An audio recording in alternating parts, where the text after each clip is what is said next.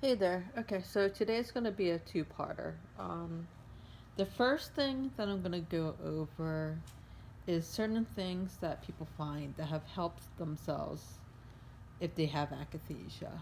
Um, it's, I'm also going to go over ways they can kind of protect yourself if you are to try psychiatric medication to avoid getting to a situation where you could yourself end up with akathisia or just other medication problems down the road.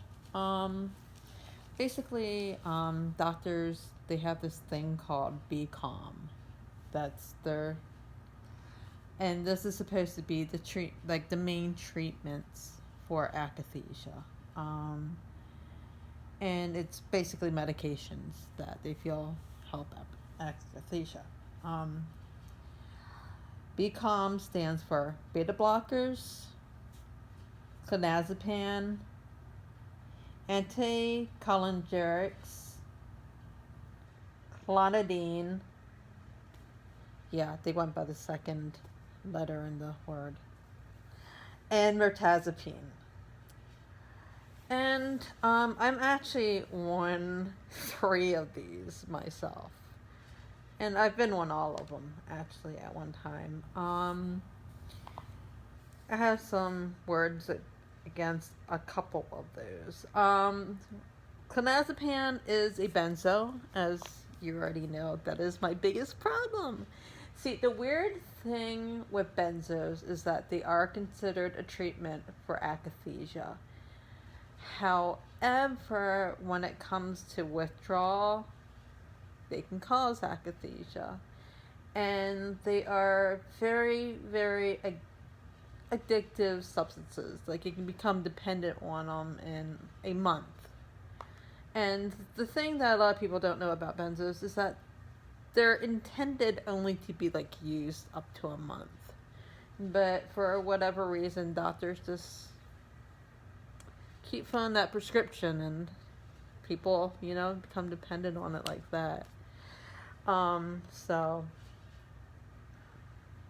if if you do try benzo for akathisia, I mean, I will say it does work very, very well because I've been given Ativan when I had very bad akathisia, and yeah, it does get rid of it, but you do have that risk that over time. The other one, mirtazapine, also known as Remeron. It's an antidepressant. It the thing with mirtazapine is, in some individuals, it can actually cause akathisia, and yet with others, it can soothe akathisia, and you never really know which way. And I think I talked a little bit about my theory that although they claim that like what they believe to be the main reason for akathisia is low dopamine levels, and acetylcholine also plays a role, which is a neurotransmitter that um, works with motor neurons. So that's why it's a movement disorder. Um, because of that, um, anticholinergics, it's weird in that I was looking at like the classifications, and like a lot of them are used for Parkinson's disease and motor disorders. Like, for instance, God, was cogentin is a big one that is used for movement disorders and akathisia. And arcane is one that I was on in the past. And yet, other anticholinergics, they cause akathisia once again, but and those are ones like mostly for anti-vertigo, anticholinergics, I mean, not anticholinergic, pardon me, ones for gastrointestinal problems. They can cause a lot of akathisia in some people. So it's weird to me that when it comes to that class of medications, anticholinergics, like some of them help, some of them cause. And personally, I don't know the mechanism of action to really tell you why that is. I will say that they work on acetylcholine, which is the motor chemical, motor neuron. You know, the, pardon me, the neurotransmitter that works with neuro. Um, so the other two, well, it's just beta blockers in general, and clonidine. Clonidine is it's also a blood pressure medication. Personally, these two I find are excellent for akathisia. They have both helped me. And the risk level is actually low because they work on blood pressure. They don't work on the brain, so you don't have that risk.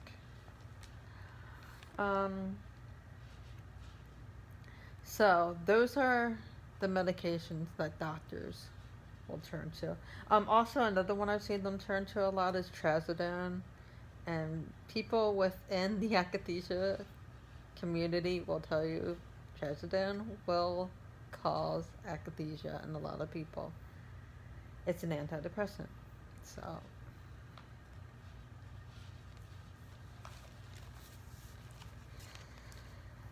So, let me tell you, like, other things that what I find have helped, and other people, of course, have said this. Vitamin B6 in high dosages will fight akathisia. Fish oil is really good. Magnesium, iron can help. Some people swear by niacin. I've never tried that myself, but a lot of people say that it helps. One thing I've noticed that has helped me, it's kind of weird because I'm taking it, I'm getting ready for abdominal surgery, and it's supposed to like aid in healing, so my doctor gave it to me. It's actually collagen. For some reason, it seems to be doing a difference with my akathisia. It seems to be helping. So, and oh, I also take Visceral. Visceral is antihistamine. Antihistamines are actually known to fight akathisia normally. There are still some. See, this is the thing, is like when you have akathisia, you become sensitive to basically anything, And there are still people, that have problems with Visceral and Benadryl. But when it comes to like actual medications, like the ones that are I consider safe that you're not gonna get akathisia from, or really shouldn't, is the beta blockers and also clonidine, which I think it's a different type of blood pressure medication, but I'm not sure what type it is. So, and things that also help, you have got to stay active mentally and physically. It's the best thing, and it's actually like virtually impossible for some people, but just trying to keep your mind and body active is just like the key for me, at least, to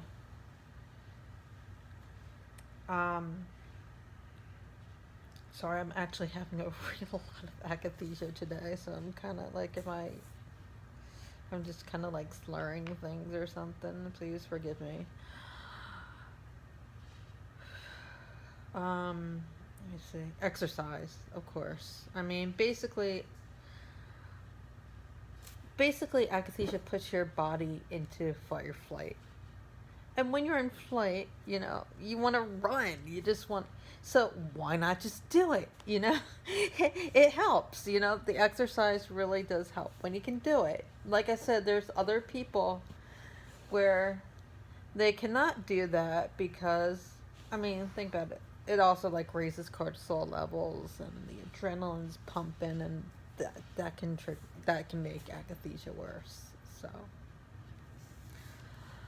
um, so here are some other things. Oh, another thing that has helped me: tonic water. Quinine actually works against akathisia. So, tonic water, if you can stomach the taste, it's excessively bitter. Personally, I like things that are really bitter, so I've lucked out in that sense. But yeah, it can really help. Mm. Now, these are some that I haven't tried, but people say have helped, and obviously people say pot and CBD. I'm not saying it obviously could help. It's just that it seems like, like no matter what the ailment is, somebody's gonna say pot, sorry, it's just, um, there's something called host defense liver support that, I have heard it's helped some people. This is gonna sound kind of weird, but ADHD medications can help. And the reason why that is they're stimulants. So, like I said, akathisia can be caused by, and normally caused by, they believe, low dopamine. What ADHD meds do is they increase dopamine levels. That's what stimulants do. So, a lot of people that have ADHD and are like taking their medications, they'll say, yeah, my ADHD meds, for some reason, they help my akathisia. Well, that's why you're increasing the dopamine.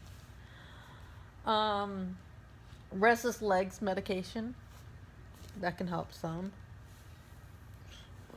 I don't like this one.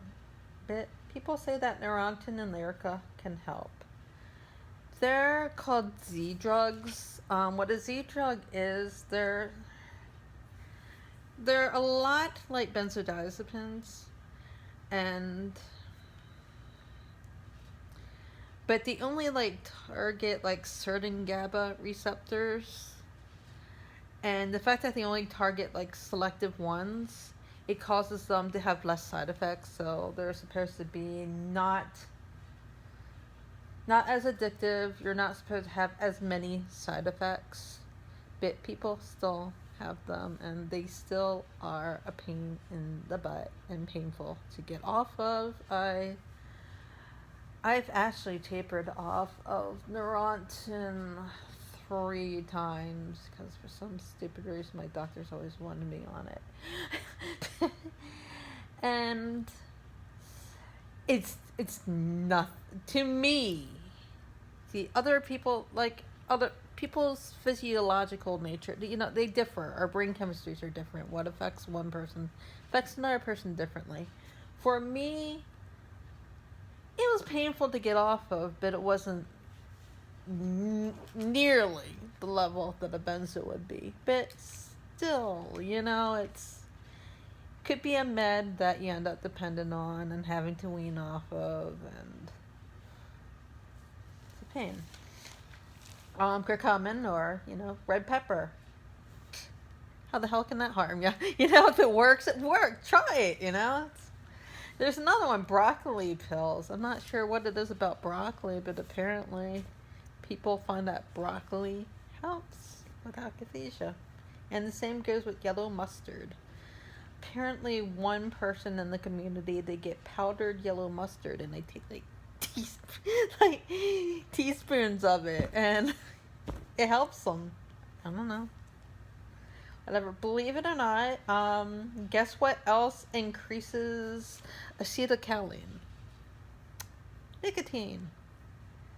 Now, I'm not going to try to tell you to start up smoking, but nicotine does increase acetylcholine, which helps, with motor function and will help rid of akathisia. Maybe try, if you really want to try it, try gum, try a patch. I don't know. So, Okay, that's part. Oh, pardon me. Forgot one. This is also big within the community, and it's another one I wonder about. I mean, people swear by it, though. And that's the lion's diet, which is a carnivorous diet, no veggies, it's just meat. When it comes to, like, I believe that, human beings are omnivores for a reason. We get our nutrients both from animal and plant sources.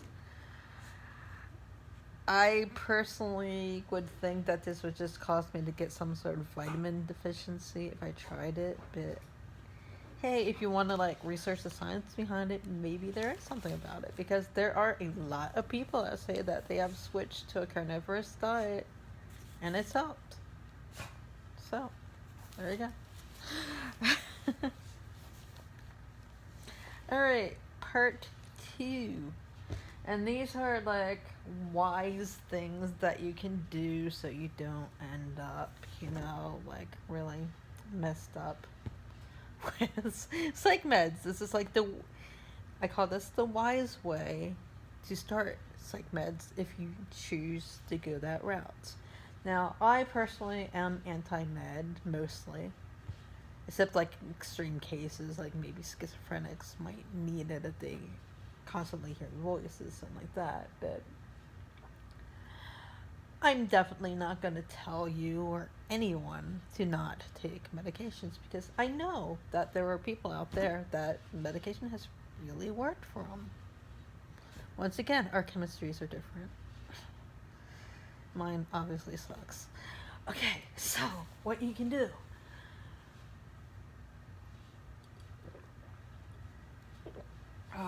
Okay. So there is something called GeneSight. What GeneSight does, people they a lot of people believe that GeneSight will tell you exactly how a medication works for you. Like, it'll tell you like how you'll react to it. This is not true. However, what GeneSight will do is tell you how your body metabolizes a medication. And this is great because, like, let me give you an example. I've taken GeneSight after being placed on 15,001 medications, and I learned that I am a slow metabolizer, which means that my body can only process small doses of medication. And, I'm just like getting slammed with medication. My body just can't process it. It's great to know this. So, and also it will tell you, like, if you have like an extreme sensitivity to a certain medication or class of medications, it will tell you things like allergies. It will go that far. So, it's a great way to know, like, how your body is going to metabolize medication before you get put on it. 2, take one medication at a time. Doctors nowadays, they very frequently will try to put you on 2, maybe 3, maybe 4 medications all at one time. Especially happens if you're in the hospital. Holy cow, they'll just slam it on you. And of course, there's like a big problem with this, is that if you have, not only is it gonna like cause drug interactions, probably, but if you have a bad reaction to a medication and you just like start taking more than one, which medication is it? See, you're not gonna know what your medications do to you if you take more than one at a time. You want to know how you react to each medication. So it's very wise to just take one at a time. Okay. Also, because you could have like a really bad sensitivity, start at a low dose. Sometimes sometimes a low dose is a therapeutic dose for an individual. So why should you be on a higher dose where you're more likely to have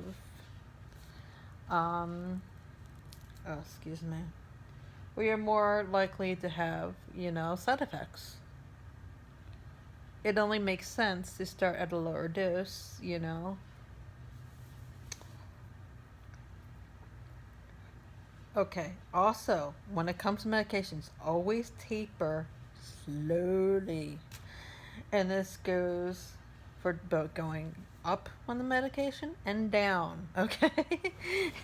And it's the same thing, you know, like if you start high or you make like a big leap, you're more likely to have side effects. You're more likely to have withdrawal. So it only makes sense to just slow it down.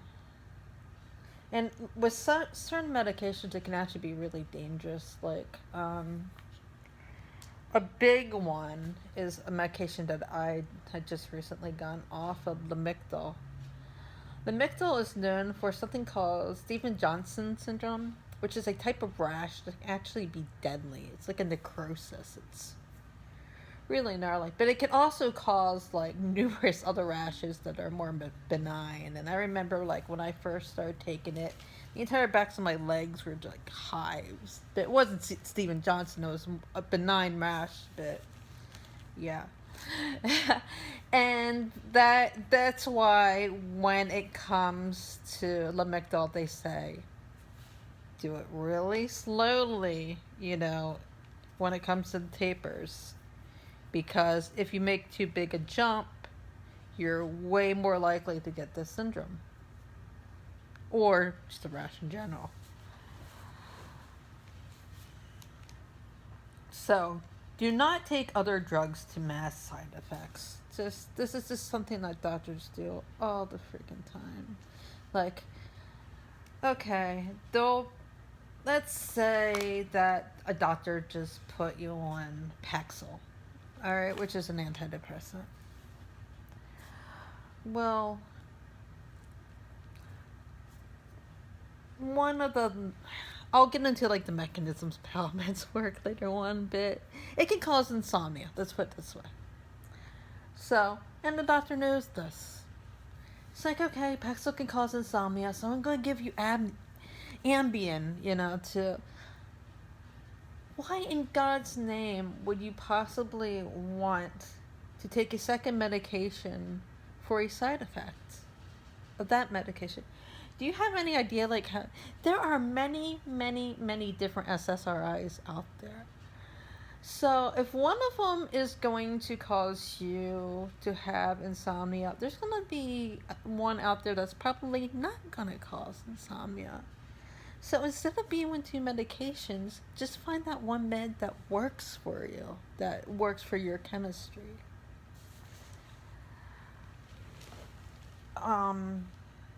Also, make certain that you have the correct diagnosis before you get placed on something.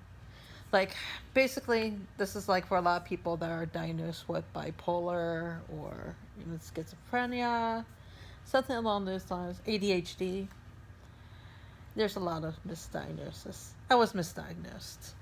Basically, what you want is you want to have a full assessment to like really know what your diagnosis is. A lot of doctors, they'll see you, I swear to God, they'll see you for 5 minutes, or they'll have you like take like the most asinine survey of like 10 questions, you know? They're like, oh yeah, you have this. Well, the brain is way more complex than that to just categorize it that generally. So a lot of people get misdiagnosed, and like obviously you don't want to take a mood stabilizer unless you're bipolar. And if somebody in 5 minutes tells you you're bipolar and doesn't do a full assessment and you're not bipolar and you're one of those bipolar meds, it's happened to me. Shit doesn't go well. Shit does not go well. So if you ever get into like a position where you're like, you possibly like have something such as bipolar disorder and whatnot, I would say get a full assessment. They are pricey, but you're less likely to get misdiagnosed. And obviously, if you have any signs of a movement disorder, you need to immediately tell your doctor. Some doctors are hardheads. They will want to mask it with the propranolol or Benadryl or something along those lines. Don't allow them to mask it, because that's not going to get rid of the problem, and the akathisia is going to grow because it's not really getting, you're not getting rid of it. You're just putting a Band-Aid on it. In the case of if you get like acute akathisia, which is when you get akathisia right away after taking medication, normally you're just supposed to discontinue it. If you have like a tardive effect, as in you get it a little bit later, you might, if you have developed like some sort of dependency on the medication where like you just can't stop taking it without having some sort of withdrawal, then you might have to taper. But you still need to come off of the medication in order to get better. Otherwise, you're just putting a Band-Aid on it, and the akathisia is going to get worse. It really is. So please, depending on whether you have a dependency on it yet and are like having withdrawals, either come straight off of it if it's a new drug, or taper. So I guess that is all for today. Thank you.